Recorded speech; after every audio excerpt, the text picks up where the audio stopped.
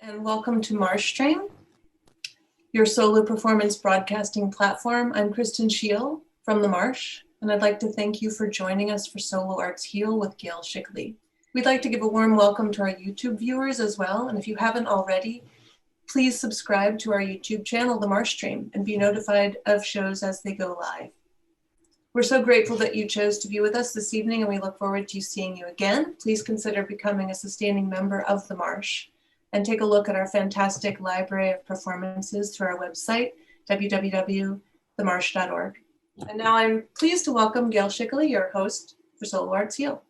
Good evening to everyone, and welcome to Solo Arts Heal, tonight featuring Tempting Fate, a satirical sideshow entertainment reflecting the House of Mirrors called Climate Change. In a couple of minutes, we'll be joined by the playwright and star of tonight's excerpt of Tempting Fate, and the award-winning actor, creator, Bouffon artist Ross Travis, joining us live from the East Coast, along with master of these physical theater forms, Giovanni Fusetti, joining us live from Padua, Italy. I can't think of a better way to celebrate Halloween than in an outrageously creative costumed show that addresses the scariest of subjects, climate change, with two of the great Bouffon artists of our time.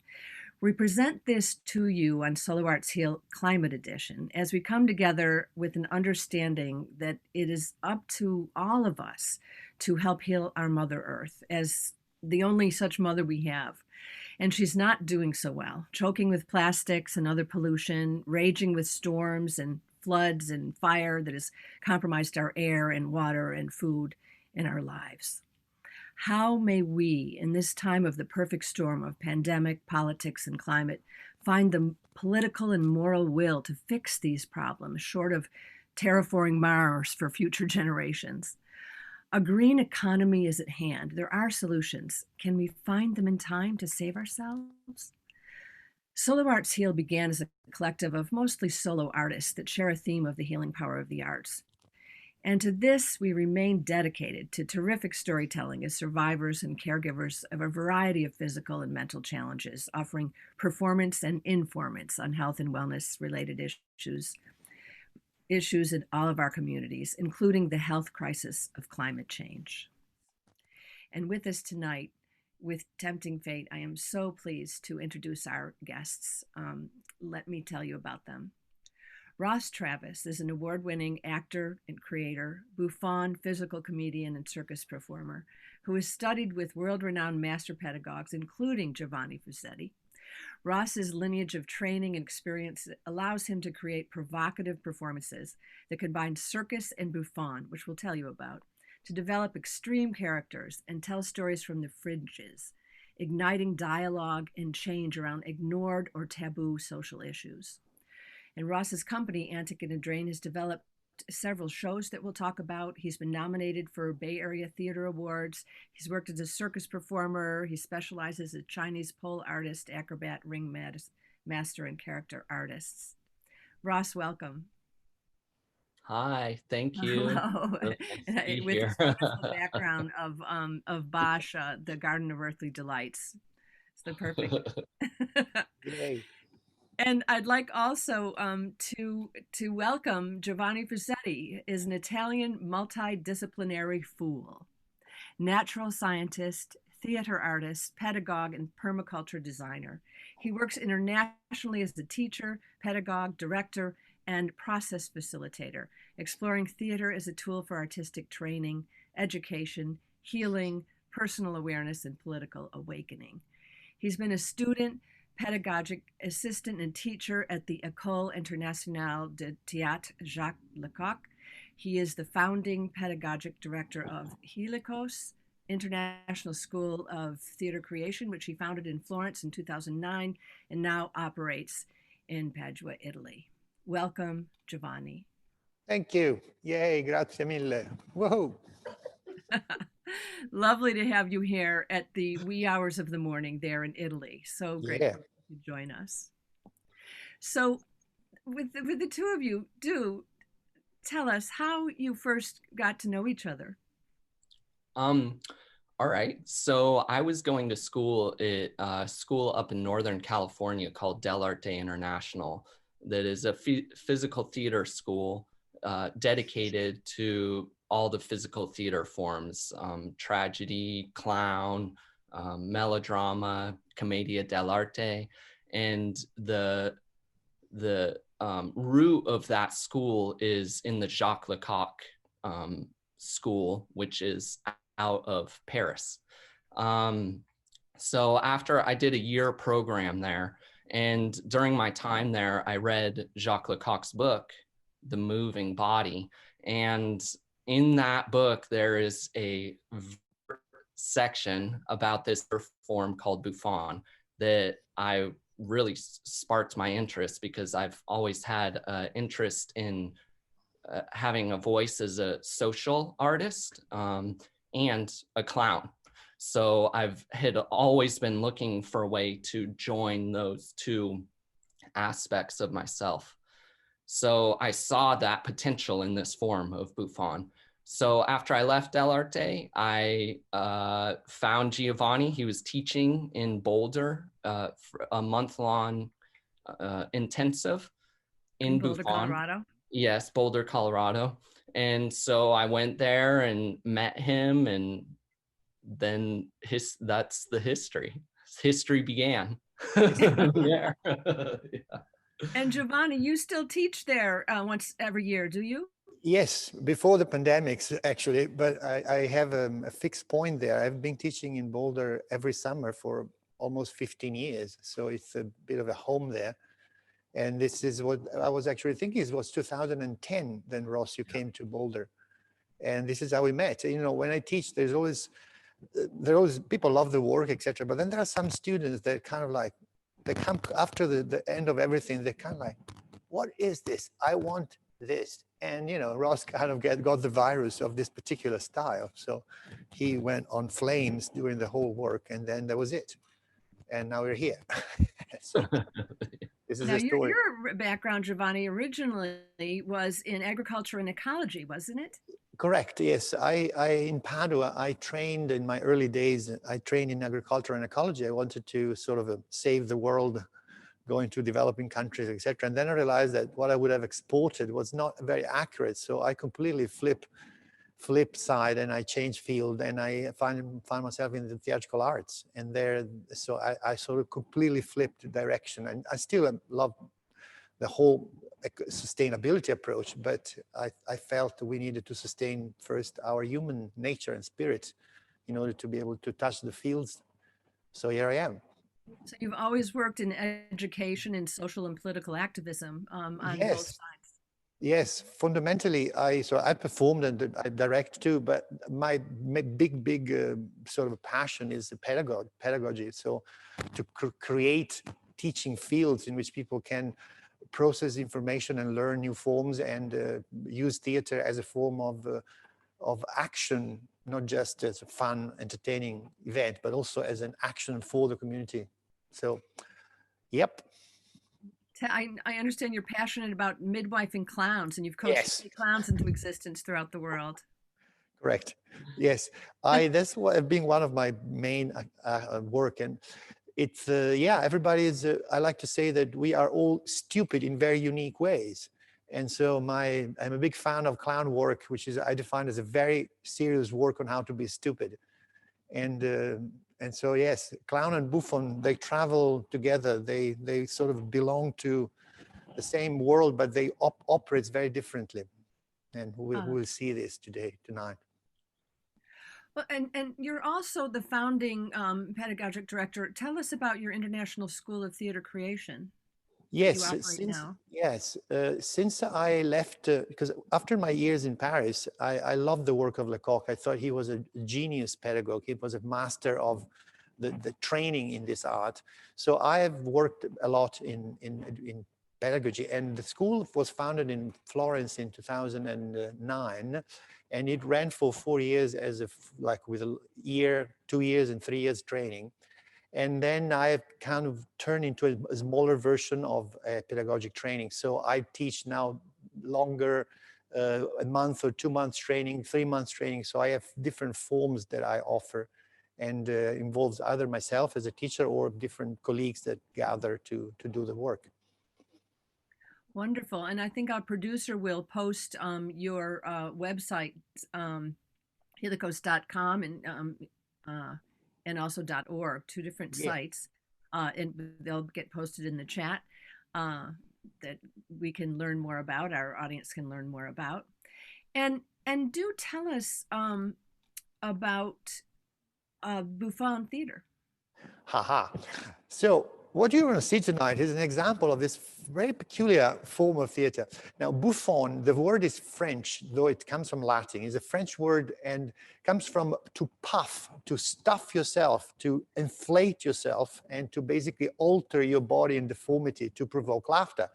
So we have this in English, the word buffet. When you go to the buffet and you stuff yourself, then you are doing what the Bouffon do, which is to eat the world and turn into grotesque form. Grotesque meaning something that there's a hidden kryptos. So the Bouffon likes to mock the humans by imitation. They imitate, amplify, and in this gross imitation, they reveal something of us. So this work was brought to sort of the English theatrical language mainly by the work of Lecoq, that developed a lot of Bouffon work in his school.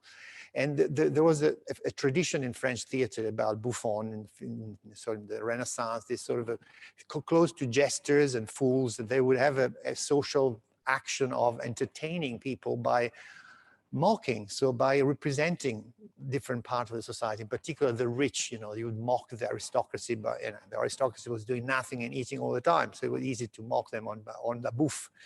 But this work, it actually comes from much earlier, because it is an archetypal role in society, that particular character that laughs at the society. And every society has some kind of, they might call it Bouffon or trickster or fools, but a role that is there to represent our life and make us laughable. And in particular, in the Western theater, and also the work of Lecoq, there is a very clear background root in Greek theater. And Greek theater, in the classical Greek structure, there were three theatrical territories, three genres: tragedy, satirical drama, and comedy. So in the time of classic theater, the playwright, the tragic writers like Aeschylus or Sophocles, they would write a trilogy of tragedies and a satirical drama. So it was a form in which every tragedy was composed by a trilogy and a satirical drama. So the performance included a light part, the satirical drama, that was quite wild and quite often obscene, and whose purpose was to entertain, the sort of uplift the spirits of the audience after the heaviness of the tragedy. But also, one main function was to mock, to laugh at the subject of the tragedy and to laugh at the character of the tragedy. Unfortunately, we have very little remainings of those satirical drama. Many have been lost, but the little we have, it's quite wild material. And the satyrs are in the backbone of the Bouffon. And satyrs were gods, minor gods of fertility and ecstasy, half human and half goats. And when in English we say, "Oh, I'm so horny," "Oh, baby, I'm so horny," well, the horns are the horns of the satyr, which are notoriously quite obscene creatures that are always very excited. And they're divine being. They come, they look at the humanity, and they look at the tragedy, and they laugh at it. And this is what they do. So it is a balance between the seriousness of, the tragedy, when the hero fights against destiny and the fates and the divine wills.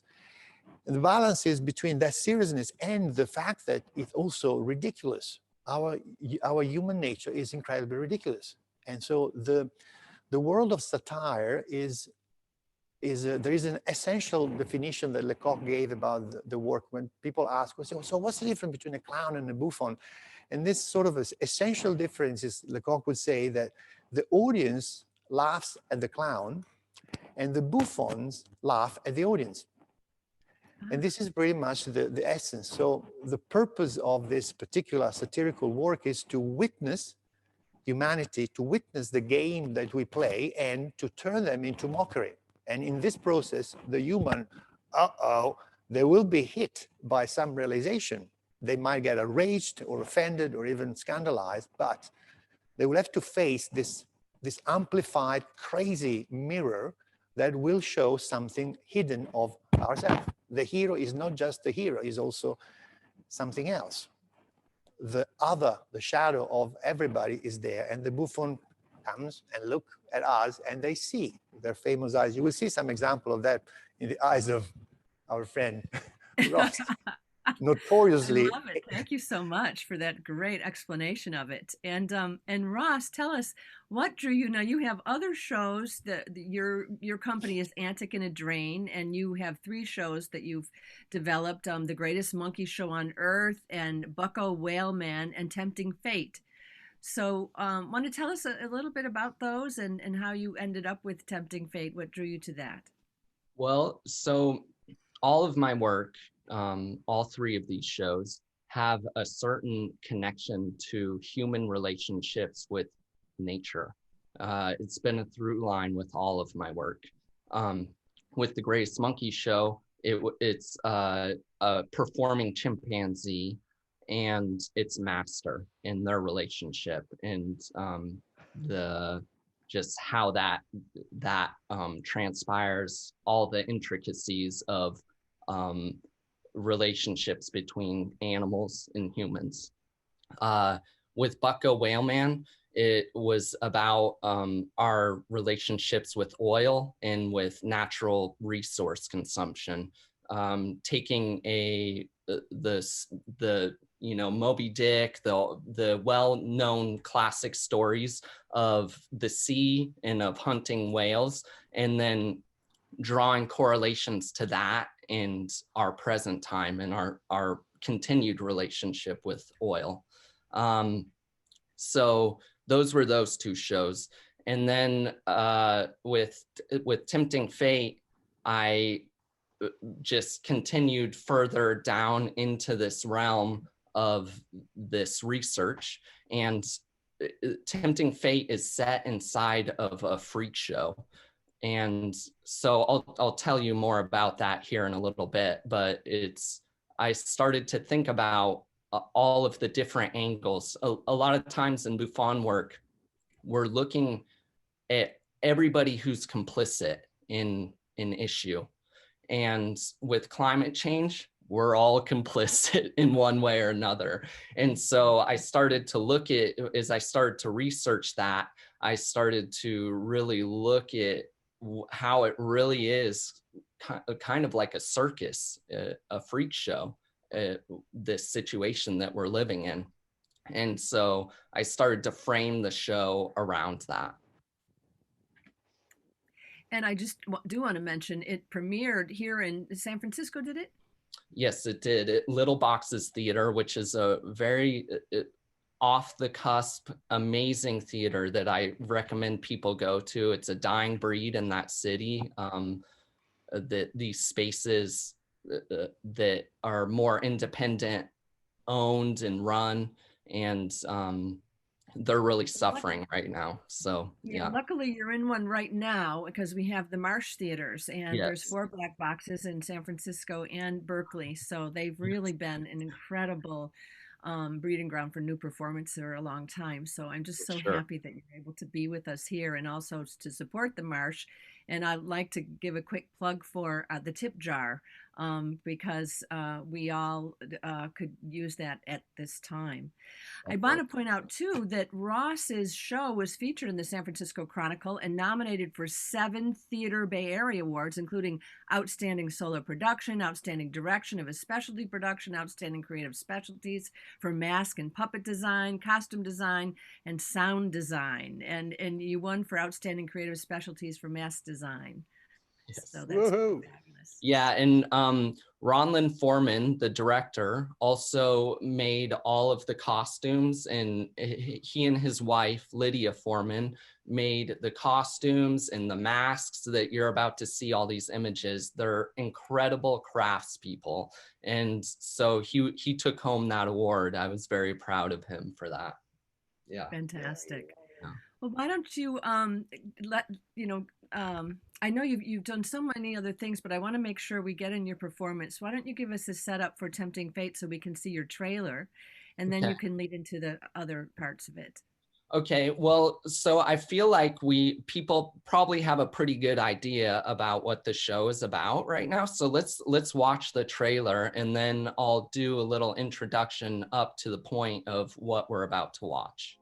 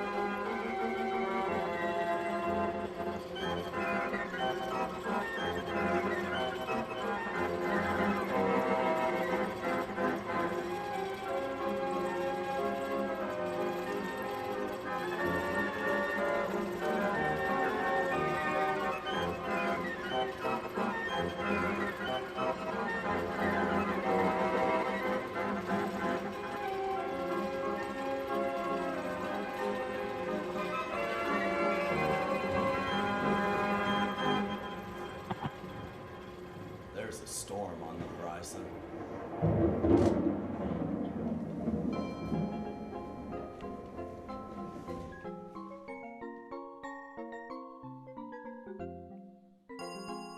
Awesome. Terrific, thank you. Great. It's amazing. Yeah. Your costumes and your performance. Yeah. So, all right. So so the section that I'm going to show tonight is 20 minutes that is kind of in the middle of the show. So you're on the train by the time this section rolls around. It's meaty. You're going to see 4 different characters. And so what I want to do is give a little introduction to the show and what transpires up until that point, so it's not too jarring. So can we bring up that first image? I'm going to be painting a little scene here, doing a little storytelling here, spinning a yarn, as it were. Imagine you come into the lobby space and you see this happy clown face. You're here at this freak show and you're getting your drinks, you're mulling about, and let's go to the next image. A barker comes out and he's telling you about the show that's about to happen. He's telling you about this harpy you're going to see, who's from the land of the gods, in this cosmic melodrama where Mother Earth has this strange disease. He's telling you about this Climate Changers Anonymous meeting where you can let go all of your bad feelings about things that you've done to the climate, so on and so forth. And then he invites you into the space. Let's go to the next slide, where you see this devil face and trash strewn all about the space. And you find your seats, and after everybody's getting settled, a host character comes in. Let's go to the next slide. And this host character starts to spin a yarn about the journey you're about to go on. He tells about the House of Mirrors and the smoke screens that you're about to travel through into this other universe that's going to reflect what's going on in the universe you've just come from. Then he bounds out of through the hell mouth into that devil's mouth. He does a flip into the mouth, and you start to hear a cranking of some kind of machine back there. He's cranking something up. There's steam and smoke starts to boil through the hell mouth, and the ratcheting gets louder and louder, and then there's a huge explosion. And in comes, let's go to the next slide,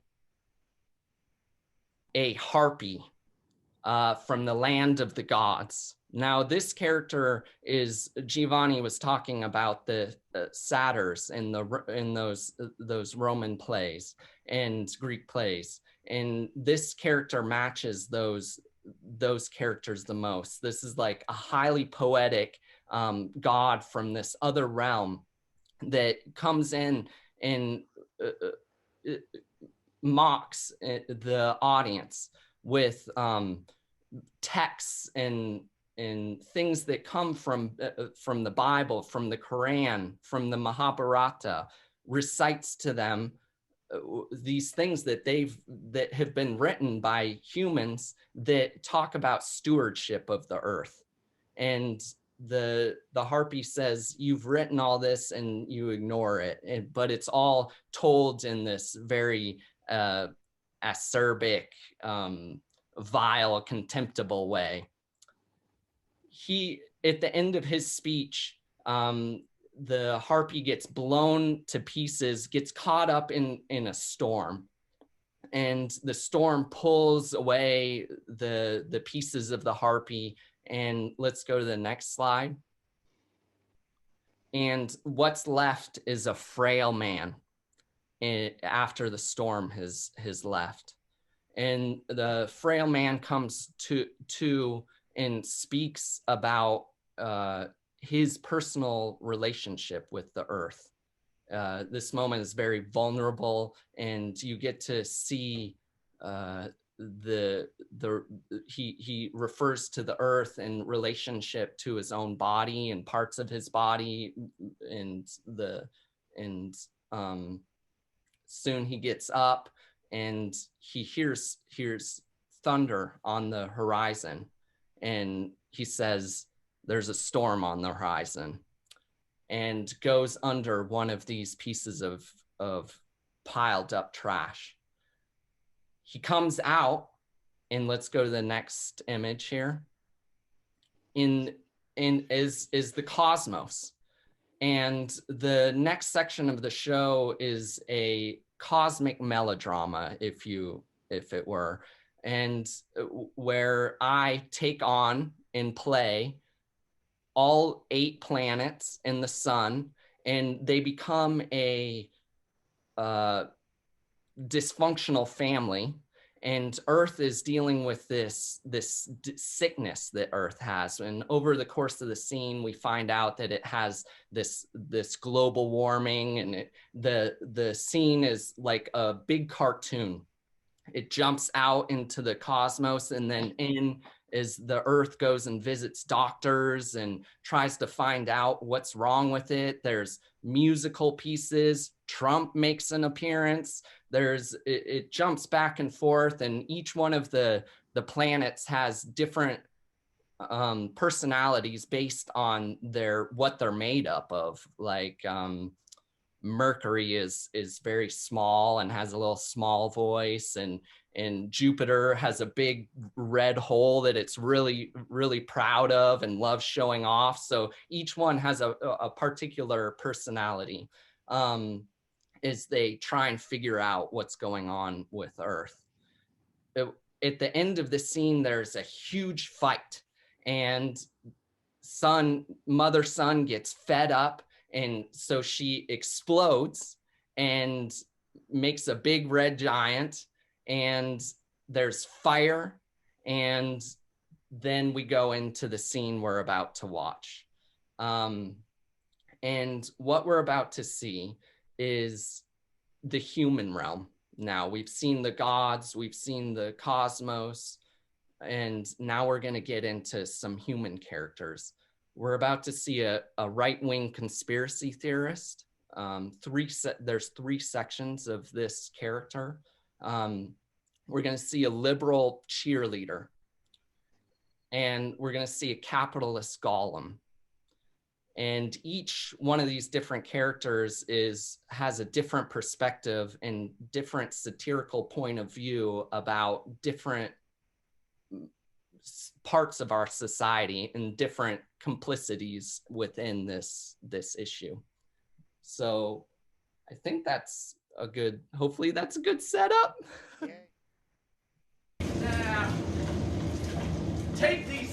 fires in California, for example. Do you know, this is in the SF Chronicle here. They say there's this phenomenon where these fires, they get so hot they swirl up into the air and they burn really fast. You know what they call it? A fire-nado. How much more absurd can you get than that? I mean, come on, seriously? A fire-nado? A fire tornado? This is fan fiction, folks. Plain and simple. Calling some fake fire phenomenon a fire-nado is a way for Hollywood money men to make some cockamamie, sentimental blockbuster D movie that pushes a liberal environmental propaganda. Oh, I can see it now. A hot, sweaty smoke jumper, rippling abs, haunted and vengeance struck by the recent loss of his crew, gets dropped out of a helicopter into the vortex zone of the blaze. He's waging primal battle with all the NATO fires, hacking at the ground to starve them of fuel. Cut to blonde titty girl in a house on a mountaintop, surrounded by a whole army of blazing, twisting, turning, hot NATOs. They're hopping up the hill towards her with ungodly speed and power, wrapping stop signs around trees and burning them alive like combustible Vikings. Titty girl is screaming. Cut to our smoke jumper. There's no time to lose. He whips out his hose and he gets to extinguishing. He's pissing on those fires all the way up the hill. Helicopters flying over and dropping water down his gullet so he can continue his quest. He gets to the house and Titty Girl jumps into his arms. But they're surrounded by a whole army of twisting, turning little NATOs nipping at them. So he's out of piss. The helicopters aren't due back till it will be too late.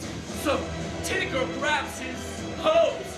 Like a shotgun, she cocks his shaft, and she squeezes his nuts, triggering blasts of schmegma, which extinguish the NATOs with stickiness. But even our smoke jumper hero only has a finite amount of retardant in him.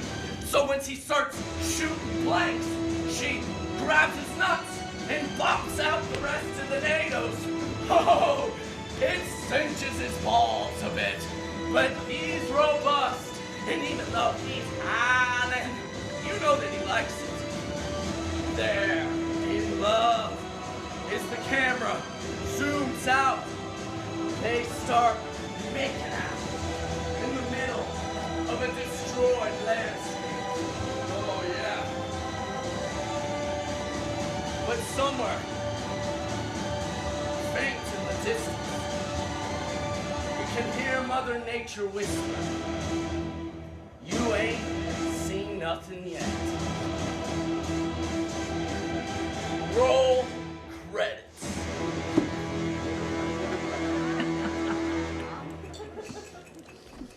Now, unfortunately, unlike you and me, much of the population will go see this hippie commie doggerel and have their minds indoctrinated by it.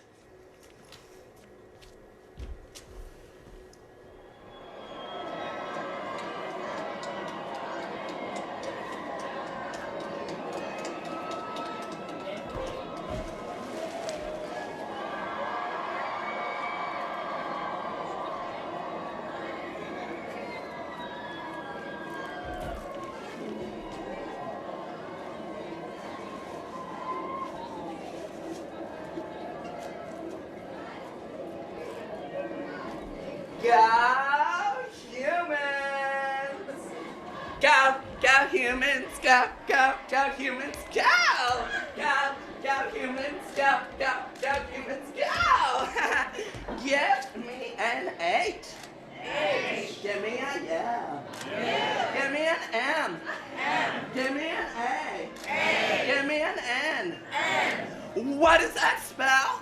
Human. What does that spell? Human. What does that spell? Human. Hey girls, I know it's been a rough game. Things are pretty bad, hopeless really. But we've got to get out there and cheer even though it's totally hopeless. Can I get a heck yeah? Heck yeah! Can I get a go, humans? Go, humans! I know, they just blitzed us. I know our California got burned and they kicked that climate migration through our goalposts, uprooting the lives of millions of our fans. It's a total drought out there. Yeah, our politicians are bumbling left and right. But we got to stay positive, y'all. Give me an O. O. Give me a P. P. Give me a T. T. Give me an I. I. Give me an M. M. Give me an I. I. Give me an S. S. Give me an M. M. Where's that spell? Optimism. We got to stay positive, y'all. Our team is fragile. They can't handle the truth. They'll go into paralytic shock and give up hope. After the game, we can go to my house, have a slumber party, mainline pessimism, and overdose on doomsday messaging. Hopefully we won't make up tomorrow.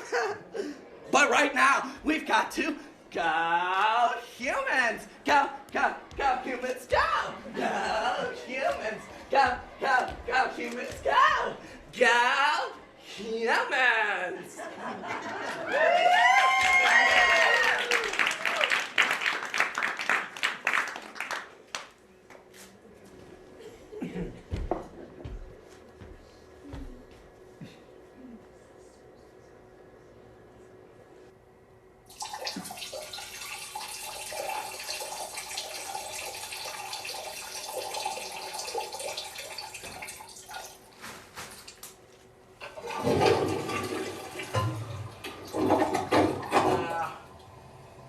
Here's another little piece of this here, folks. This article, August 5th, East Bay Express, is talking about how the immigrants are fighting the fires. The immigrants this and the immigrants that. Crimea fucking river, folks. You know what this is? This is yet another hippie, liberal, commie, left-wing elitist agenda item to make you feel empathy and compassion for the Mexican immigrant. Mexicans don't know how to fight fires. Do you hear about fires in Mexico? No, because they don't exist. This is a ruse, a trick to get you on board with their Bernie Sanders, Alexandria Ocasio-Cortez, liberal, Marxist Mayday, open border, interracial gangbang, slave state. They want to have weak borders so they can eventually concoct a deep state sleeper cell of Mexican illegals who will rise up out of the maids' quarters and kill you in your sleep so they can have total world domination through climate policy. I can see it now. They're trudging across our wall-less border with their hoes, pruning shears, small children. They're working in our restaurants, our golf courses. They're cleaning the shit that splashes up out of the backs of our toilets. They're in our fields, hoeing and pruning the land. And the goddamn cute little kids that run around playing soccer better than our kids. And then one day, they strike. They tie us up to our beds while we're asleep with our dirty laundry.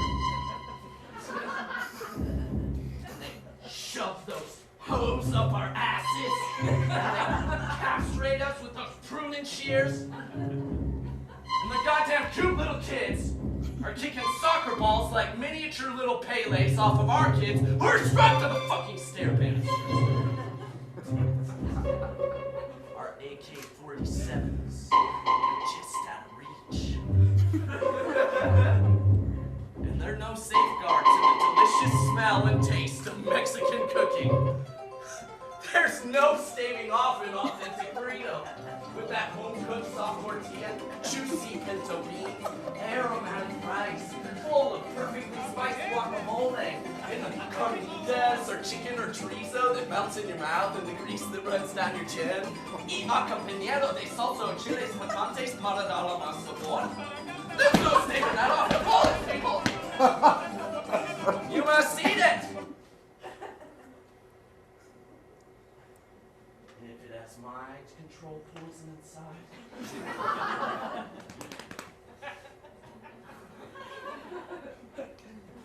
Look it up on Google, people. Before you know it, it's going to be green new Handmaid's Tale up in here, and the Mexican illegals will be the soldiers for the liberal Illuminati.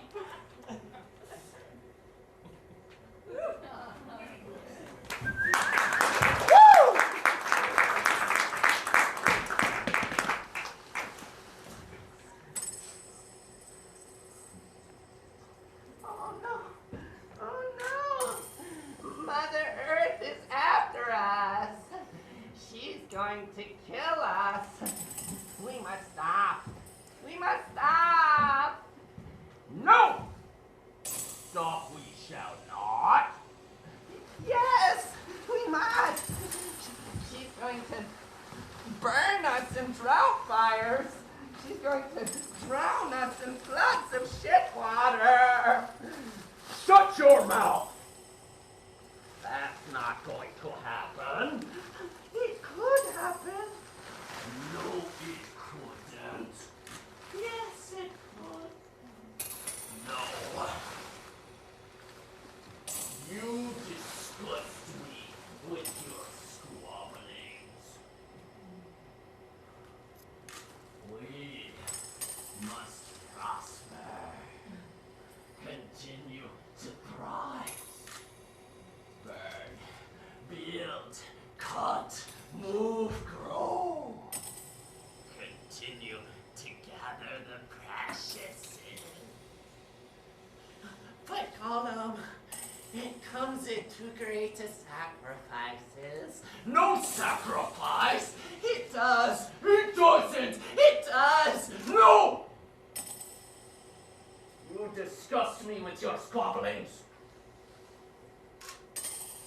You like to see with light, don't you? Yes. To cook your foods. Yes. To heat your homes. Yes. Then quit your squealing. No preciouses. No comfort. There is no stopping our progress. It came to us by providences, by designs. It belongs to us. It is our destiny. And we want more. We worked so hard for it, and we shall have it. I'd do anything to get you to keep you my precious as so green, so powerful. But I won't have to. Because those who would keep you from me are frail. They'll buy what is given. They'll consume what is supplied. They'll want for what I tells them to want for. Now we holds it. Now we feels it. We keeps it for ourselves. Our preciouses. Our dear, sweet preciouses.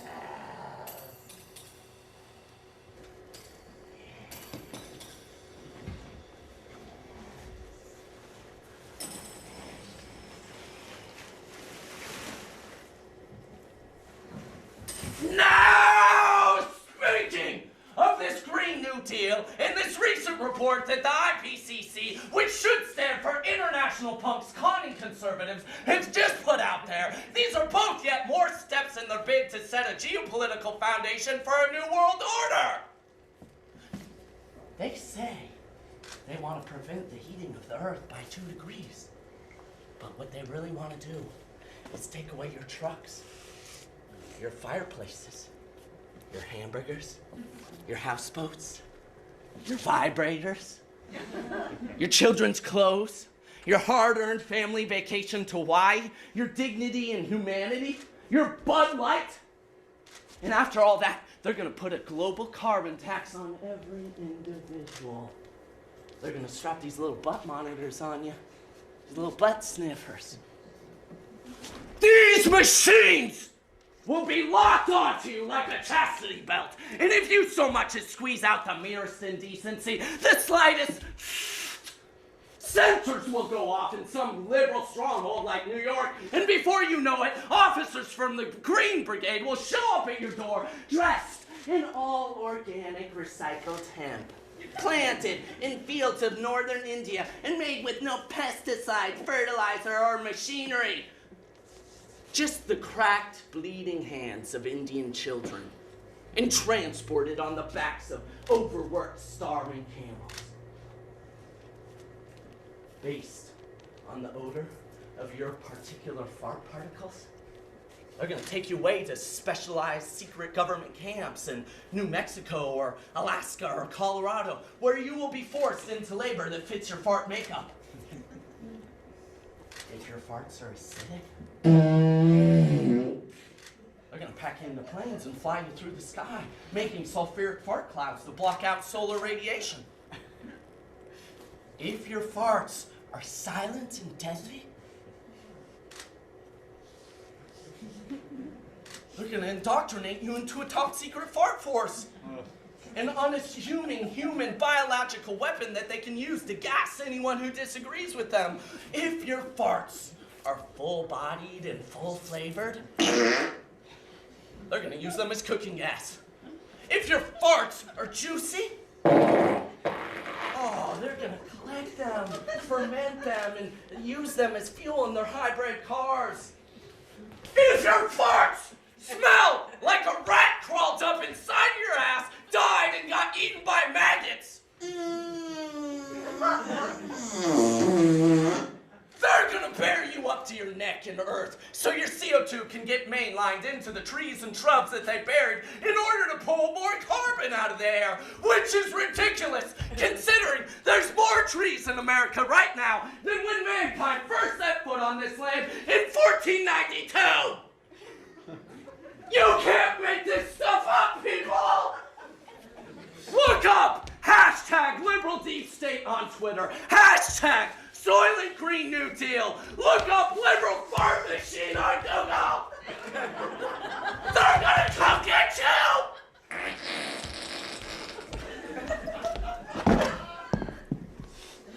Whoa, that was intense.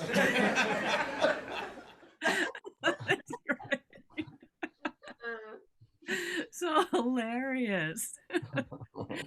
If we look up fart machine on Google, are we really going to find something? Gonna have to try. Oh God, that's amazing. And how many costume changes do you have throughout? There's 30 characters in the show. And so probably some of those are puppets and stuff. So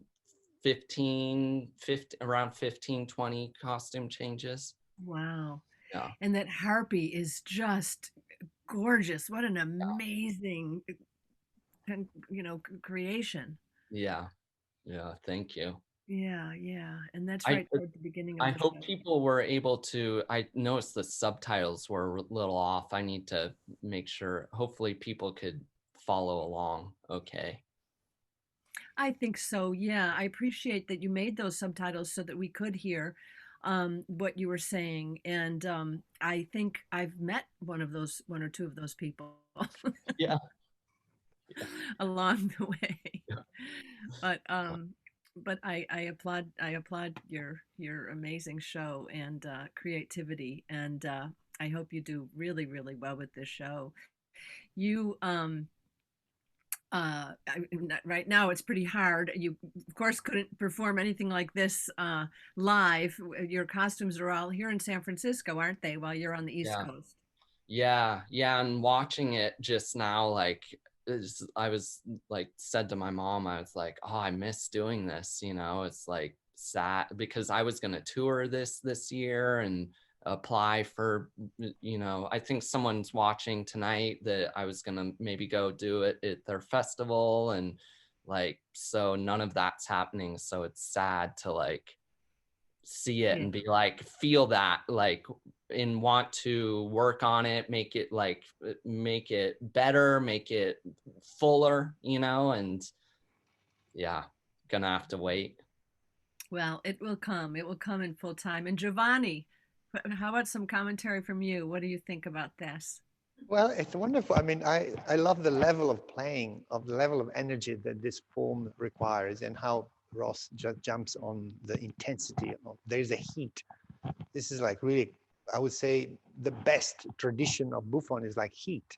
They are on heat. So this style requires a burning presence to the performer that is palpable, even through, I mean, this is a live show, so even through the limitation of the screen, etc. There's still, I can smell can smell the farts of the Bouffons from here.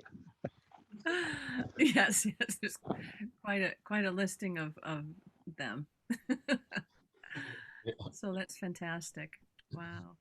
And do you continue to do this theater as well, Giovanni? Well, at the moment, I am not, I have been on a pause since March, though I might be able to go tomorrow, actually, to Norway to direct a clown show, which actually is a clown show on depression. It's called Depression the Musical. So it's a completely, again, it's one way of working on things that is upside down. So I hope to be able to go, but everything is so suspended. But yes, I had plan of Bouffon training this year. I did teach Bouffon last time I was in Australia in last January, February. I was teaching Bouffon and Bouffon pedagogy. So this is a big part of my work. Yes. That's fantastic. Oh, I love that. Depression the musical. I was thinking Extinction the musical. How about that one? Well, that would be the next one. Yes. Yeah. Yeah, but then see, that's how the situation is very serious, and the fools say, well, so what? Can we still laugh about it? Or maybe laughing will actually ease the tragedy and making us kind of get together and do some better thinking and better decision. Indeed, we need to. Yeah, like the yay humans part. It's just let's keep positive. Let's not tell them the truth. Right down to COVID. That's. Yeah, and Joe Rogan, who is the huge influencer, just had Alex Jones on his podcast the other day. So this stuff is like that right-wing conspiracy stuff is very, very prescient right now, especially. That's why I felt like this was so important to show this part and the stuff around the fires and immigration, and it's very what we're going through right now. And I think that the power of laughter and comedy is that it takes some of the power away from this vitriol, and kind of shows them the absurdity of it. So yeah. Yes, there is one detail of what we've just seen, which is purely grotesque and satirical, but very profound. Like that role, that conspiracy theorist role, that is sort of the furious against the Mexican. That same role is obviously enjoying Mexican food. So there is where the humor comes in, and that what specifically triggers like, oh well, actually we are on the same. That bad character is not just a bad character; it's just a role that played in a certain way. But that same human will enjoy Mexican food, and so probably we have more chances to get together and have some negotiation through Mexican food than through politics. So that's the little detail of the other side of characters. Nobody is just on one side. We all have our psyche is a concert of different roles, and this is what Bouffon sees. They see that the system is a game, and everybody plays multiple games, multiple roles. So we can see each other in the other. When you see yourself in the other, that's where a potential form of compassion comes. But compassion comes through laughter. It will be much more powerful than a compassion that comes through fight or through ideology. Absolutely. And this is part of the interesting thing about the remembering in the mythical birth of Bouffons and satyrs, they were not humans. So they're coming from somewhere else. So they're not involved, so they can actually say everything. They don't have any problem with us. We have lots of problems, but they don't. Right. So in their performing of our stories, we can see reflected all the details that might like, oh, so there's this particular laughter of the Bouffon, which is like when we see something like this, is like, haha, but also like, ouch. It's kind of, oh, it's Absolutely. kind of hard, but it's like, it touches some awareness. Like we may get out some more waking up through laughing together at our, I mean, this is obviously a difficult moment, but the fool says, so what? Yes. Thank you so much for that. And I think that's so important. And our time has flown by so fast that it is actually time to close. And I so appreciate your comments. I know. And No. Ross, anything else you want to add? I don't think so. Thank you for having us on, and this was like really special. And thank you, Giovanni, for being up at 2:30 in the morning. Thank you both. Yes, being up for the middle of the night. A very special thank you, Ross Travis, Giovanni Fassetti. I think there's a link to my newsletter if people are interested.